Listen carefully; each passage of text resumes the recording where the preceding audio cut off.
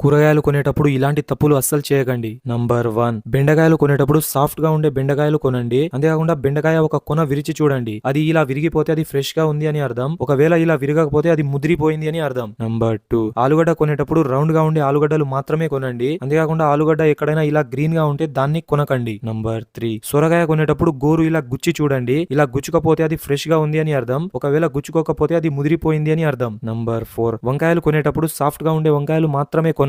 అంతేకాకుండా ఆ వంకాయ మీద ఎక్కడైనా పుచ్చులు ఉంటే దాన్ని కొనకండి. నంబర్ 5, ఉల్లిగడ్డలు కొనేటప్పుడు మొత్తం ఎండిపోయి ఉన్న ఉల్లిగడ్డలు కొనండి. పచ్చిగా ఉన్న వాటిని కొనకండి. నంబర్ 6, టమాటాలు కొనేటప్పుడు వెంటనే యూజ్ చేయాలంటే ఎర్రగా ఉన్న వాటిని కొనండి. ఒకవేళ 2-3 రోజుల వరకు యూజ్ చేయాలంటే కొద్దిగా పచ్చిగా ఉన్న టమాటాలు కొనండి. నంబర్ 7, నిమ్మకాయలు కొనేటప్పుడు దాన్ని ప్రెస్ చేసి చూడండి. అది మామూలుగా ప్రెస్ అయితే అందులో ఎక్కువ రసం వస్తుంది అని అర్థం. ఒకవేళ ప్రెస్ చేసినప్పుడు గట్టిగా ఉంటే అందులో తక్కువ రసం వస్తుంది అని అర్థం. నంబర్ 8, ఒకవేళ మీకు కూరగాయలు కొనడం అస్సలు తెలియకపోతే అమ్మ వెనుక కొన్ని రోజులు వెళ్ళండి. అప్పుడు